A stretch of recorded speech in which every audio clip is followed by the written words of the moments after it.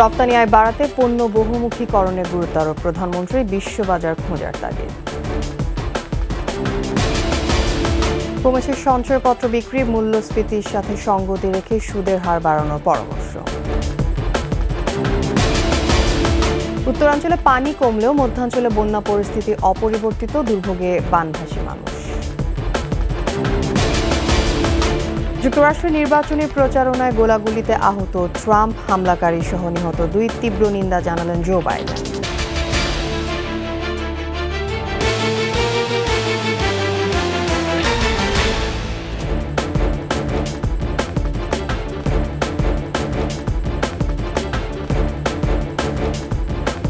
শুনছিলেন first security ইসলামী bank PLC সংবাদ শিরোনাম। আমন্ত্রণ জানাচ্ছি দুপুর 2টার 21 সংবাদে। আপনাদের সাথে থাকছে আমি তাসনিম আফিফা। দর্শক, 21 টেলিভিশনের সংবাদ একই সাথে সরাসরি দেখতে পাবেন আমাদের ফেসবুক পেজ www.facebook.com/2124online। সংবাদ আরো দেখছেন।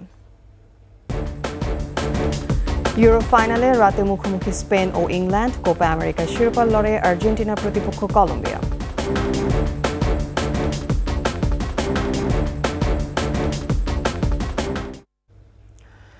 রপ্তানি আয় আরও বাড়াতে পণ্য ও বাজার বহুমুখীকরণের উপর জোর দিলেন প্রধানমন্ত্রী শেখ হাসিনা। রোববার 2021-22 অর্থ বছরের জন্য জাতীয় রপ্তানি ট্রফি বিতরণ উপলক্ষে আয়োজিত অনুষ্ঠানে প্রধান অতিথির বক্তৃতায় একথা বলেন তিনি। পৃথিবীর কোন কোন জায়গায় কি কি পণ্যের চাহিদা আছে তা খুঁজে বের করার আহ্বান জানান প্রধানমন্ত্রী। রিপোর্ট মেহেদি হাসানের। বিভিন্ন ক্যাটাগরিতে সর্বোচ্চ রপ্তানি আয়ের ভিত্তিতে 2021-22 অর্থবছরের জন্য নির্বাচিত করা হয় 77 প্রতিষ্ঠানকে। রোববার রাজধানীর উসমানী স্মৃতি মিলনায়তনে প্রতিষ্ঠানগুলোর হাতে পদক ও ট্রফি তুলে দেন প্রধানমন্ত্রী শেখ হাসিনা। 2022-23 অর্থবছরে মোট রপ্তানি হয়েছে $55.55 বিলিয়ন, যার মধ্যে তৈরি পোশাক ছিল $46.99 বিলিয়ন। এটি ছিল মোট রপ্তানির 84.58%। প্রধানমন্ত্রী বলেন, রপ্তানির ক্ষেত্রে আমাদের শুধু একটি পণ্য ও গুটি কয়েক বাজারের উপর নির্ভরশীল থাকলে চলবে না। নতুন নতুন বাজার ও পণ্য খুঁজে বের করতে হবে। তিনি সরকারের পাশাপাশি বেসরকারি খাতকেও এ কাজে এগিয়ে আসার আহ্বান জানান।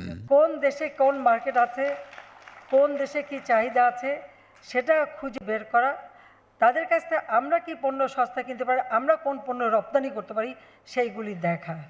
এখন আমাদের ডিপ্লোমেসিটা হচ্ছে ইকোনমিক ডিপ্লোমেসি। অনুষ্ঠানে গত 15 বছরে বিদ্যুৎ উৎপাদনে সরকারের সফলতা তুলে ধরেন প্রধানমন্ত্রী। বলেন, এখন নবায়নযোগ্য জ্বালানি থেকে বিদ্যুৎ উৎপাদনের সক্ষমতা বাড়াবে সরকার। রিনিউয়েবল এনার্জি আমরা সেটার উপরে জোর দিচ্ছি। আপনারা জানেন যে সোলার প্যানেল, বায়ুচালিত বিদ্যুৎ, অথবা নতুন একটা আসছে হাইড্রোজেন বিদ্যুৎ, সেটার জন্য আমরা ইতিমধ্যে প্রস্তুতি নিচ্ছি। প্রধানমন্ত্রী বলেন, দেশের সব ভূমিহীন গৃহহীন মানুষকে বাড়ি দিয়েছে সরকার। এ ধরনের নানা উদ্যোগের মাধ্যমে অতি দারিদ্র্যের হার 25.1% থেকে 5.6% নামিয়ে আনা হয়েছে।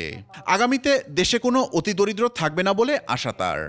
অতি দারিদ্র্যের হার যেটা 25.6% ছিল, আমরা 25.1% ছিল, সেটা আমরা মাত্র 5.6% নামিয়ে এনেছি। ইনশাল্লাহ অতি দরিদ্র বলে বাংলাদেশে কেউ থাকবে না, এটা আমাদের সিদ্ধান্ত, মুজিব বর্ষের সিদ্ধান্ত। পরিবেশ বান্ধব পণ্য পাটকে বাজারজাত করতে পারলে এ খাতে রপ্তানি আয় অনেক বাড়ানো সম্ভব বলেও জানান প্রধানমন্ত্রী। মেহেদি হাসান, 21 টেলিভিশন, ঢাকা। কোটা সংস্কারের দাবিতে ঢাকা বিশ্ববিদ্যালয় থেকে বঙ্গভবন অভিমুখে গণপথ যাত্রা শুরু করেছে আন্দোলনকারীরা। দুপুর 12টার দিকে ঢাকা বিশ্ববিদ্যালয় থেকে বৈষম্য বিরোধী ছাত্র আন্দোলন ব্যানারে গণপদযাত্রা শুরু হয়। গণপদযাত্রার জন্য বেলা 11টার আগে থেকে ঢাকা বিশ্ববিদ্যালয় গ্রন্থাগারের সামনে খণ্ড খণ্ড মিছিল নিয়ে জড়ো হয় শিক্ষার্থীরা। পরে বড় কিছু মিছিলও এসে যোগ দেয়। গণপদযাত্রার উদ্দেশ্যে বিপুল সংখ্যক শিক্ষার্থী মিছিল শুরু হয় দুপুর 12টা 2 মিনিটে। মিছিলটি ক্যাম্পাসের বিভিন্ন সড়ক ঘুরে শাহবাগ ও মৎস্য ভবন হয়ে বঙ্গভবনের দিকে রওনা হয়।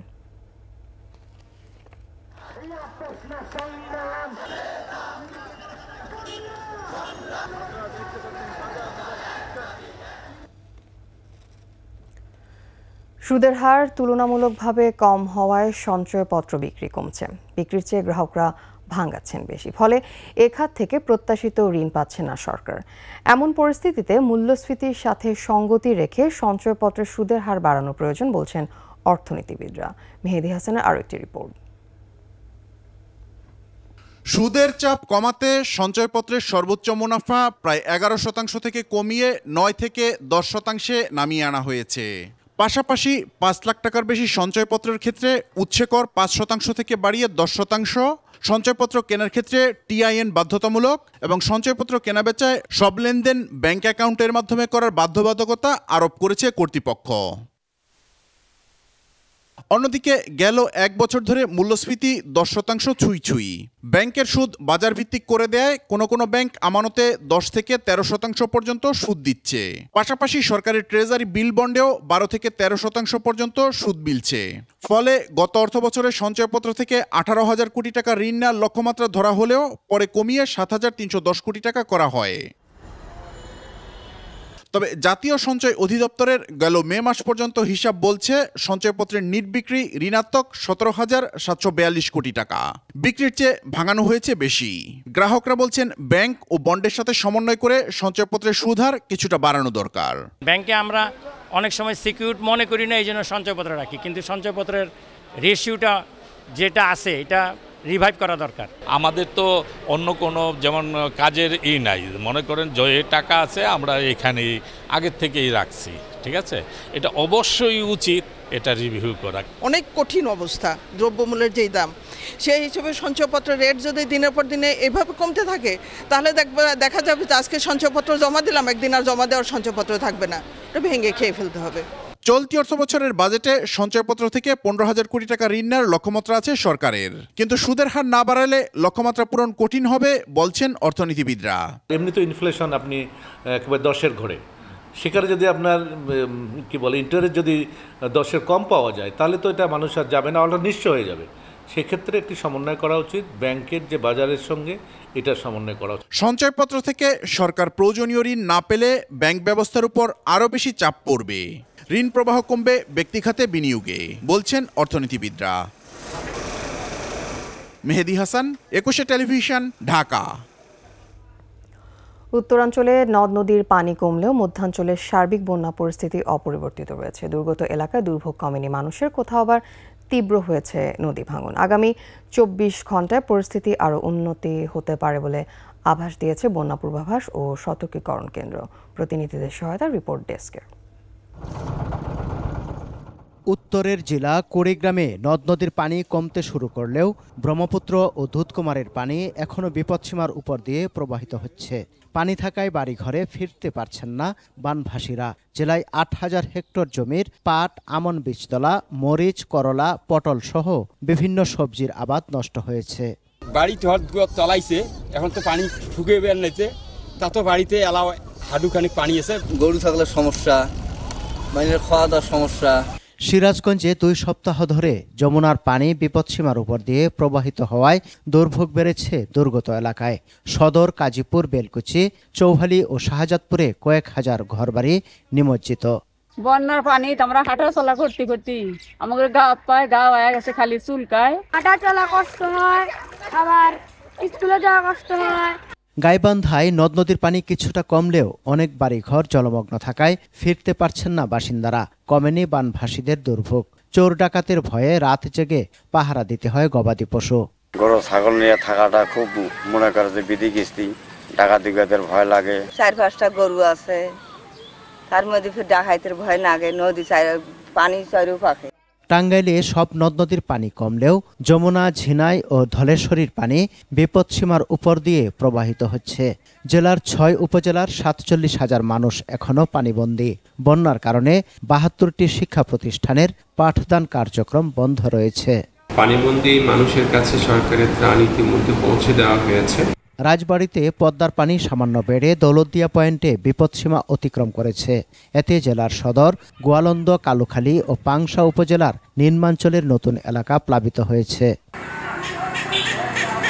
এদিকে 2 মাসে 3 দফা বন্যা আঘাত হানে সিলেটে। জেলা প্রশাসনের তথ্য মতে এখনও 5 লাখ মানুষ পানিবন্দী। 200 আশ্রয় কেন্দ্রে বসবাস করছে 8,000-এর বেশি মানুষ। অমলশীত ও ফেঞ্চুগঞ্জে কুশিয়ারার পানি টানা 15 দিন ধরে বিপদসীমার উপরে। কত কষ্ট করি আমরা রইলাম, সাইরবাই দি বাঙ্গা, যত জিনিসপত্র আছে সব আমরা দুইয়া লইয়া যাই। সাথে রয়েছে বড় পানি। সমর ইসলাম, একুশে টেলিভিশন।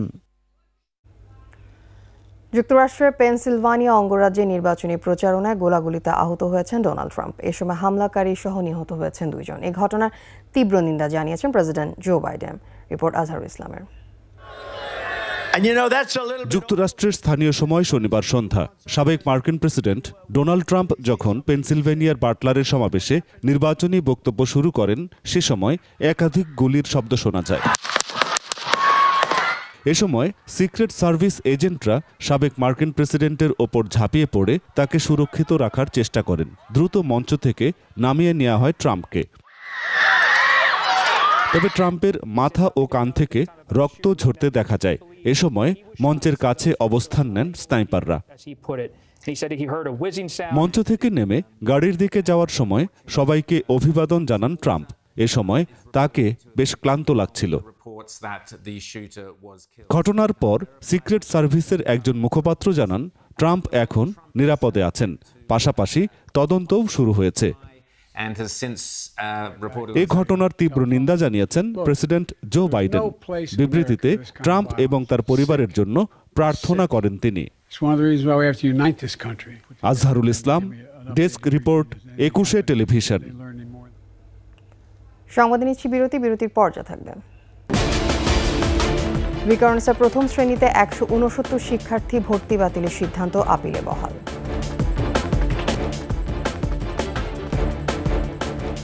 আপনারা দেখছেন দুপুর 2টার 21 সংবাদ। ভিকারুননিসা নুন স্কুল অ্যান্ড কলেজের প্রথম শ্রেণীর 169 ছাত্রীর ভর্তি বাতিলের সিদ্ধান্ত বহাল রেখেছেন আপিল বিভাগ। হাইকোর্টের রায়ের বিরুদ্ধে করা লিভ টু আপিল খারিজ করে ওই আদেশ দেন প্রধান বিচারপতির নেতৃত্বে 3 বিচারপতির বেঞ্চ।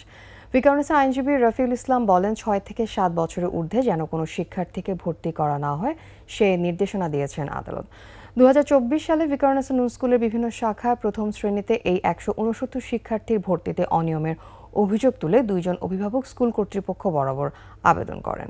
পরে 169 শিক্ষার্থীর ভর্তি চ্যালেঞ্জ করে হাইকোর্টে রিট আবেদন করা হয়। তাদের আবেদনের প্রেক্ষিতে গত 23 জানুয়ারি হাইকোর্ট রুল জারির পাশাপাশি অন্তর্বর্তীকালীন আদেশ দেন আদালত।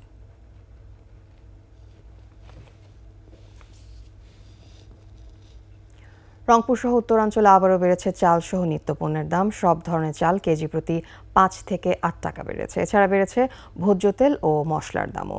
এ ব্যাপারে ভোক্তা অধিকার বা প্রশাসনের নজরদারি না থাকাকে দায়ী করেছে ভোক্তারা। আলী হায়দার রনির ক্যামেরায় রংপুর বিভাগীয় প্রতিনিধি লিয়াকত আলী বাদলের রিপোর্ট, জানাচ্ছেন রত্না জামান। রংপুর সহ উত্তরাঞ্চলের বৃহৎ সবজি ও চালের মোকাম সিটি বাজার। এখান থেকে সব নিত্য প্রয়োজনীয় জিনিস উত্তরাঞ্চলের বিভিন্ন জেলার পাইকার আর আড়তদাররা কিনে নিয়ে যায়। তবে ঈদের পর থেকে আকস্মিকভাবে সব ধরনের পণ্যের দাম অস্বাভাবিক বেড়েছে। প্রতি কেজি আদা ঈদের সময় 300 টাকা কেজি দরে বিক্রি হলেও এখন 450 টাকা। রসুন বিক্রি হচ্ছে 350 থেকে 400 টাকা। কাঁচা মরিচ 250 টাকা কেজি। আলু কেজি প্রতি 10 থেকে 15 টাকা বেড়ে 80 টাকা দরে বিক্রি হচ্ছে। এছাড়াও অন্যান্য সবজির দামও বেড়েছে। ভোজ্য তেল বেড়েছে কেজি প্রতি 5 টাকা। বেড়েছে সব ধরনের মাছের দামও। ব্যবসায়ীরা বলছেন, বন্যায় সবজি ক্ষেত তলিয়ে যাওয়ায় দাম বেড়েছে। বৃষ্টিতে সব নষ্ট হয়ে গেছে, এই জন্য মরিচের বাজার বেশি। 240, 260 কেজি বেচা হচ্ছে। বৃষ্টি বাদলের দিন প্রতিদিন সবজির দাম বাড়তেছে। আজ যদি হয় 50, কাল বেচা 52। অপরদিকে সব ধরনের চালের দাম কেজিতে 5 থেকে 8 টাকা বেড়েছে। ব্যবসায়ীরা বলছেন, বৈরী আবহাওয়া আর ধানের দাম বৃদ্ধির কারণে সব ধরনের চালের দাম বেড়েছে। ধান মন প্রতি 70 থেকে 100 টাকা বেশি, আর 25 কেজি চাল ভেদে আপনার 100 থেকে 80 টাকা বেশি আর কি। ধানের দাম বাড়ার কারণে চালের বাজারটা বেড়ে গেছে। এদিকে বাজারে প্রচুর সামগ্রী থাকলেও দাম বেশি নেয় ক্ষোভ ভোক্তাদের।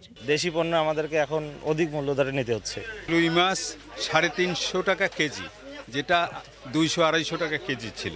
বর্ষাকালে মাছের দাম যে কমার কথা, সে বর্ষাকালে মাছের দাম অনেক বেশি। দিন বাই দিন যদি আপনার দ্রব্যমূল্যের দাম বাড়ে, তাতে আমাদের সাধারণ মানুষের জীবন খুব দুর্বিষহ হয়ে পড়তেছে। নিত্যপণ্যের দাম বৃদ্ধির লাগাম ধরার জন্য প্রশাসনের নজরদারি বাড়ানো দরকার বলে দাবি ভোক্তাদের। রত্না জামান, 21 টেলিভিশন। শেষ করছি দুপুর 2টার 21 সংবাদ। যাবার আগে ফার্স্ট সিকিউরিটি ইসলামী ব্যাংক পিএলসি সংবাদ শিরোনামগুলো আরও একবার। রপ্তানি আয় বাড়াতে পণ্য বহুমুখীকরণে গুরুত্ব আরোপ, প্রধানমন্ত্রী বিশ্ববাজার খোঁজার তাগিদ। কমেছে সঞ্চয়পত্র বিক্রি, মূল্যস্ফীতির সাথে সঙ্গতি রেখে সুদের হার বাড়ানোর পরামর্শ।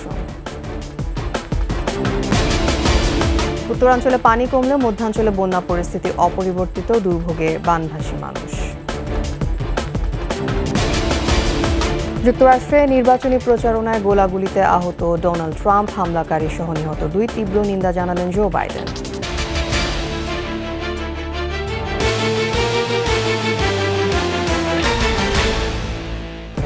সর্বশেষ খবর জানতে ডায়াল করুন 2021 নম্বরে, ভিজিট করুন ekushe-tv.com এই ওয়েবসাইটে। এছাড়া ফেসবুকে লগ ইন করতে পারেন facebook.com/ekushe24 অনলাইনে।